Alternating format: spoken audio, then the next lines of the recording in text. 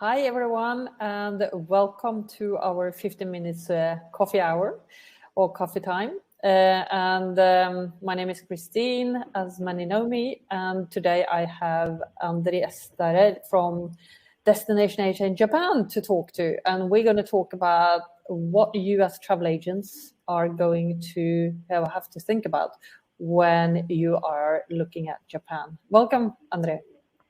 Thank you very much. Happy to be here and share some light on Japan and the border opening here. Yes, I know, like we said, the borders are opening up, but there's a lot of, restrictions and rules. So even if the headline's saying Japan is open for you to visit, there's quite a few things I think travel agents need to remember or have in mind when people are asking about, they want to have, or customers want to travel to Japan. So I thought let's maybe take the 5 or the top things, travel agents need to think about when they're getting a request on Japan. Yeah, absolutely. The first most important thing to know is that anyone that wants to travel to Japan at the moment will need a tourist visa. And the process for that is that we here in Japan need to apply for a certificate. And when we do that, we need to provide the itinerary and some client information. Once we have that certificate approved, the client will then need to use that certificate together with some other documentation to apply for a tourist visa at the local embassy or consulate. And that process can take anywhere from 1 week up to 2, 3, 4 weeks.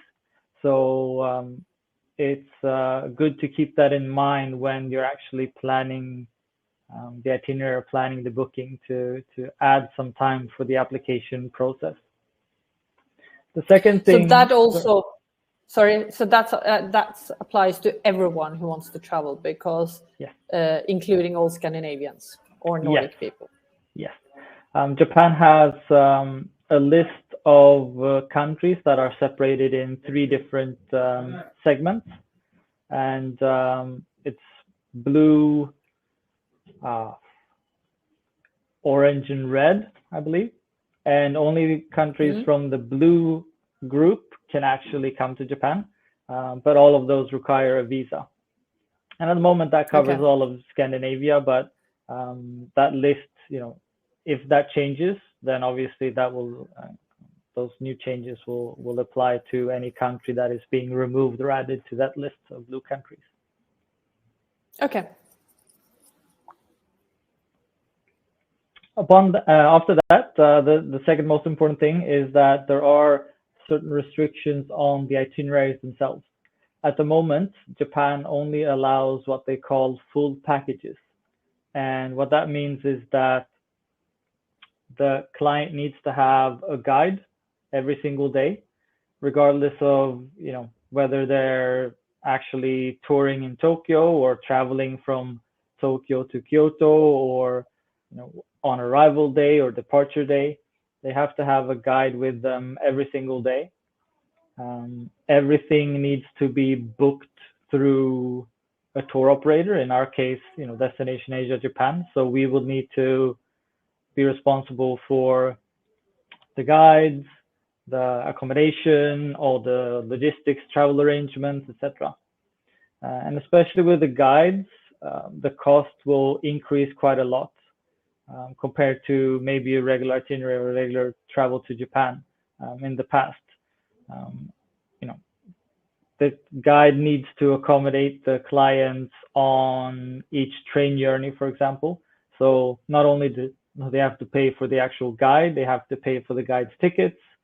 And if they want to visit somewhere where we don't have local guides, then the client will also need to pay for the guide accommodation when they're staying over somewhere. So the cost of traveling to Japan, not only for the flights, but the actual itinerary, is very high at the moment. So basically saying if there are 2 people traveling, they almost can, put in place that they almost need to pay for a third person being with them. Yeah, at the more moment. or less. more or less. They will need Yeah. to pay for a third person. Yeah. Yeah, which is good for the travel agents to also then make it like a realistic in terms of this is what they need to expect with people are coming and requesting, traveling to Japan at the moment. Yes, and unfortunately, there's very little that we can do to reduce those costs because those are the requirements that the government has put on us through the certificate that we apply for.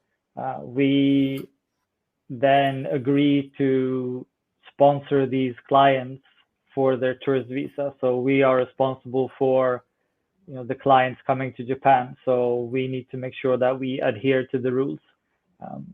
Not only for our own sake, but because also to give the clients the chance to actually get their visa approved. Otherwise, their visa process will end in them not getting a visa and not being able to travel to Japan. So it's important that we follow the rules and create bookings and proposals that will be approved through those processes.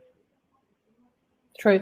And like we talked about earlier, if these rules changes, of course, so it might say that there may be the ease on saying, no, they can travel on the train, but they need a guide in each city or like that. You will also change, of course, the itinerary accordingly as well as these rules, hopefully, maybe eases out a bit.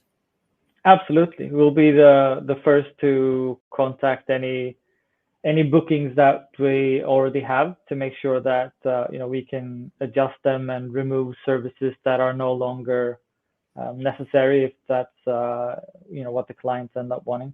We want to be as flexible as we can, and that goes to cancellation fees as well. If the client has a booking and changes their mind for whatever reason, we want to make sure that we give our partners the most flexibility that we can, even though the requirements themselves are pretty strict. True. And I'm just thinking for these, requirements like for US DMC in Japan, that means there's only certain DMCs who's now qualified to, be sponsors of, tourists coming in. Yes, the system is fairly strict, and even with some of the certificates and some of the visas that we have had approved by our clients, the embassies and consulates themselves can be very strict in the type of information that they require from us to make sure that all the services are actually booked through us and that the guides are employed by us. So they require sometimes letters of employment and copies of hotel bookings and contracts with some of our suppliers. So it seems like a very diligent system at the moment. Mm-hmm. So that makes also that travel agents and tour operators can be sure that we have all these in place. So suddenly, they don't get any surprises along the road as well. As I'm just thinking, since we've been in Destination has been in the in the market and in the business for a long time, and we make sure to have all these certificates and everything in place. Absolutely. I mean, we've sat through a lot of different meetings with government agencies and JATA, which is the Japan Association of Travel Agents here in Japan, to make sure that we understand and fully adhere to all the rules. And I'm happy to say that so far, all of the clients that have applied for tourist visas through us have had their visas approved. So we're very much trusted here in Japan, and we do follow the rules enough that once the clients apply for their visa, there hasn't been any issues.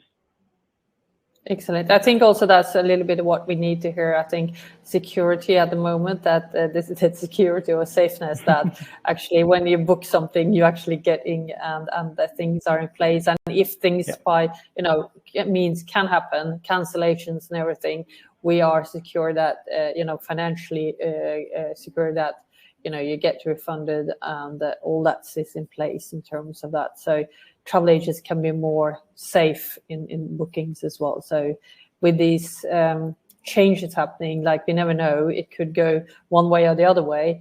It's the the flexibility you said that make sure that the travel agents feel safe in your Absolutely. hands. And going back to cancellation policies, we have our standard case cancellation policy, but right now we don't charge any cancellation fees at all.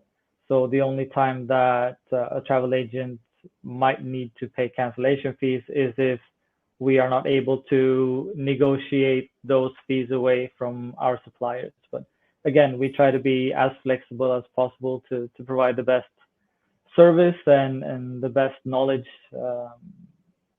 that we can to the travel agents at the moment.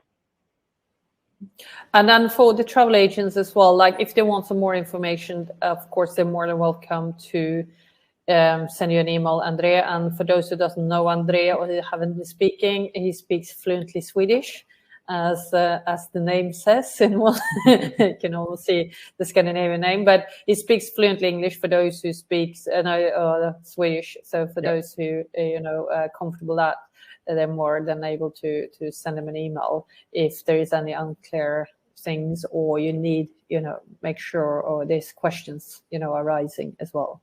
And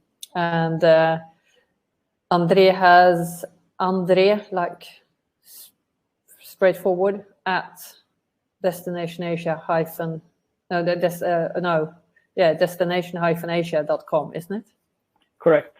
Andre at destination-asia.com. Yeah. And I'm happy to help with any questions that you might have to guide you through this process. Yeah, I think that would be fine. And like I said, Andrea, things are happening. Things are, changing all the time. So we agreed it's kind of like a little summer newsletter from Destination Asia Japan here with us.